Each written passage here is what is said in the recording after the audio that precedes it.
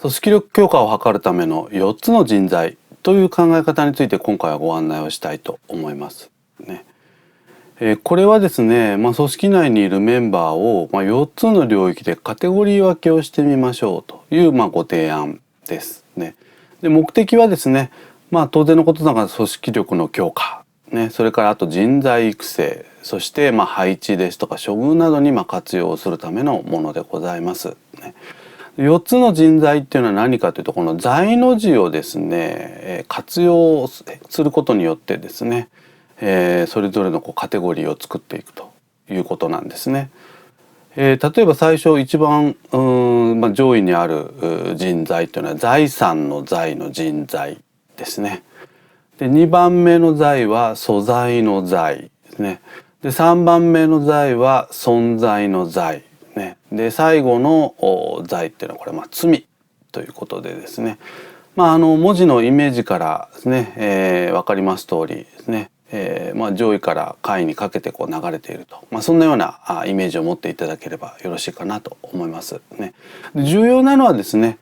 この言葉の違いというよりもむしろそれぞれのカテゴリーの定義ね、これをぜひ意識をしていただくということがとても重要なポイントになってきますね。例えば最初の財産の財の人っていうのはどういう人なのかということなんですけれども、会社や組織の中長期的な戦略を意識をして高い成果が出せる人、ね、あるいは将来的に上司の後継者になれる人ということで、目標のみならず目的も意識をして中長期目線で短期的な結果も出せる人と、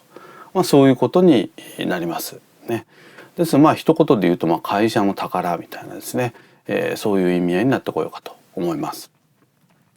そして今度2番目の素材材料の材の方なんですけども、会社や組織目標に対し自分自身で考えて行動し短期的な成果は出せる人というふうにここでは定義をしておきたいと思いますね。ですから考えて動く力のある人、すなわち行動力のある人ということでここでは置いておきたいと思いますね。では3つ目、存在の在の人っていうのはどういう人なのかということなんですけども、与えられた目標に対しては成果を出すけれども残念ながら指示待ちで、オーナーシップ当事者意識に欠ける人という定義をしていますね。現状維持で、変化に抵抗をする人ね、一言で言うと責任感のない人ということで置いておければと思いますね。